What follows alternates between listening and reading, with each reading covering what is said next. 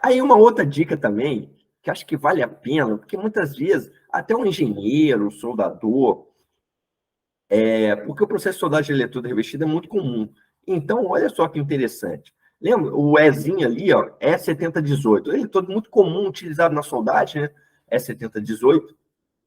Aí o E é de eletrodo revestido, tá ok? Só o Ezinho. Aí o ER já é arame, já como chama?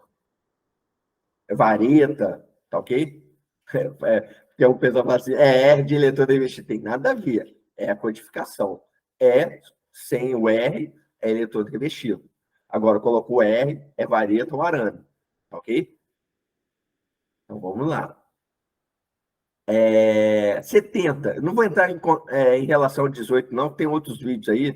Se vocês quiserem visitar outro vídeo, eu explico o que significa esse 18. Mas vamos ficar aqui no 70, que a gente está falando de resistência mecânica. Isso é muito importante. Eu tenho uma junta soldada, então eu tenho a união da junta de uma chapa com a outra, porque eu não consigo ter continuidade metálica, porque o comprimento é muito largo, é muito grande.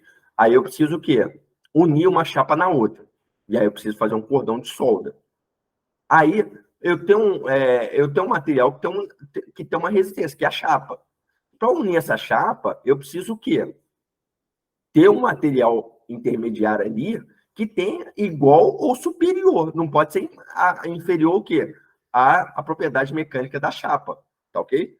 Então, para vocês terem uma ideia, esse 70 é uma conversão que foi feita no passado, um método de classificação que ficasse igual a essa que você bate o olho e você já tem uma ideia do que seja.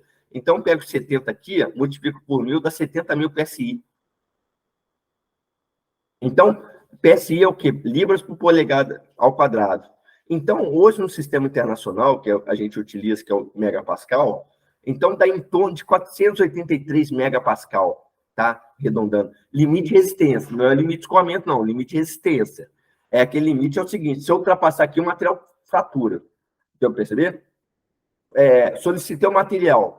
Se eu ultrapassar 483, essa solda rompe. É mais ou menos isso. Aí eu pego aqui o 6013, 60, multiplica por 1000, dá 60.000 PSI, libras por polegada quadrada. Olha só, a resistência já cai. 413, de 400, caiu mais ou menos aí uns 60 megapascal. É considerável, tá ok? 70, né? Vamos botar 70 megapascal. É considerável, tá ok? E aí precisa tomar um certo cuidado. 8018, 80.000. 551. Ele tem uma resistência lá. 80 é acima de 70, que é acima também de 60. Olha só. Então, eu já estou em 551, olha só, 70 mais ou menos. Você vê que está variando entre eles aí por volta de 70. Aí vou botar o 110 aqui, ó. 110, 18. Multiplica por 1000, 110.000 PSI, que dá mais ou menos 758,4 do que? Megapascal. Você vê que é bem mais alto do que 70. E aí vamos associar uma aplicação. Então, a gente tem na prática, e isso é muito comum aí para quem trabalha aí, utiliza muito o ASTM A36, que é muito conhecido como 1020, o pessoal também chama de 1020. Qual que é a diferença do 1020 para o A36? Porque o A36 tem garantia de propriedade mecânica.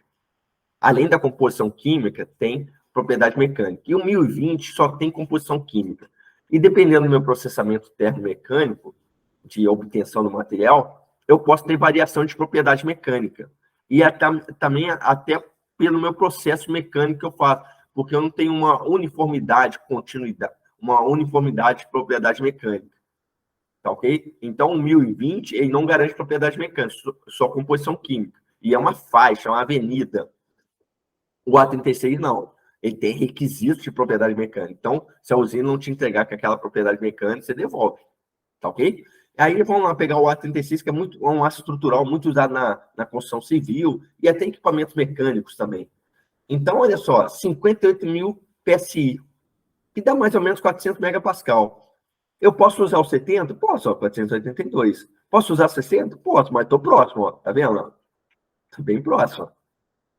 Vai que dá algum problema ou o consumível que eu comprei está com algum problema. Posso ficar abaixo. E aí, se ficar abaixo, o que vai acontecer quando solicitar o material? Rompe na solda. Deu para entender, gente? Vamos pegar um outro aço que é muito comum também na soldagem, na fabricação de componentes mecânicos. O A572, grau 50, grau 60, ok? São os graus que vão aumentando a resistência dele, mas o 50 é muito comum, que é muito utilizado em implementos agrícolas, na indústria mecânica, até na construção civil também. Olha só, já tem um limite de resistência, tá ok? De 65 mil PSI. Olha só que interessante, 65 mil PSI, dá mais ou menos 450 megapascal. Olha, 60 já foi para o espaço.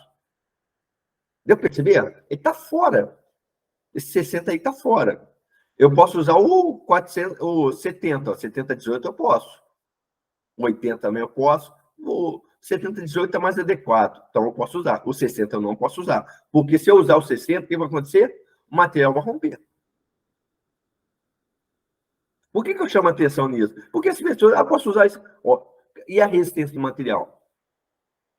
Primeira coisa que você tem que ver, olhar lá no desenho, qual a resistência que está lá desse componente, ou verificar na internet, no site do fabricante, ou na norma, melhor dizendo, já que é uma STM, você tem a norma e a STM A36 e tem as propriedades mecânicas. E aí você vai ver se consumível, ou na própria norma de soldagem também, que te dá também, em função do metal base, ele te dá lá as propriedades mecânicas. Vamos pegar o outro que é muito usado aí, o Chrome Molybdenum, né? Essa é 4140, que é muito usado aí para eixos, hélices de articulação do eixo, bielas. Então, tem várias parafusos de alta resistência também, é muito utilizado. E a gente vive soldando isso aí.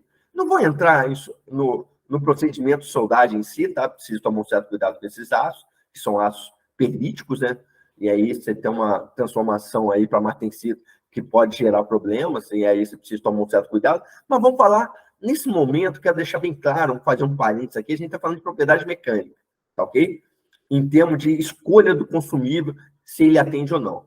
Olha só que interessante, 95 mil PSI, olha só a resistência, por isso que é muito utilizado. Ele tem uma alta resistência, olha lá, 58 do A36, 65 do A572, olha, estou partindo para 95. Então, aço de alta resistência. Olha só que interessante.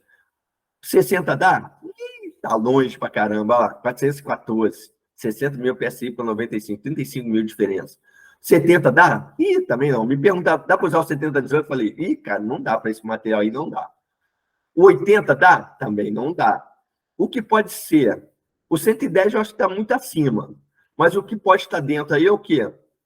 O 90 ou 100. Por quê? Para poder atender, para poder estar igual ou superior, não pode ficar abaixo. Se eu botar aqui o 7018, o que vai acontecer? Quando solicitar essa chapa, ou esse eixo, o que vai acontecer com a solda? Vai quebrar. Vai quebrar. Em termos de propriedade mecânica, gente, não estou falando de CTA, não, estou falando da solda, da solda, do metal fundido que você colocou ali para unir um material no outro.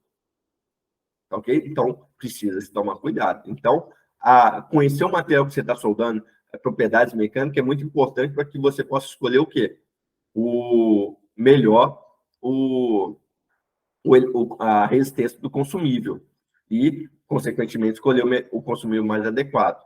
E também não pode ser também muito duro, muito acima, porque dependendo se tiver carregamento cíclico, vibrar, vamos supor, um eixo vibra, se eu botar um material com uma dureza muito alta, eu posso ter o quê? Uma trinca ali naquela região. Ok? Porque o material, existe uma capacidade de absorver, que a gente chama de tenacidade, muito baixa. E aí ele pode nuclear trincas. E aí, quando ele, nessa região muito dura, favorece o quê? A nucleação de trincas. Tá ok?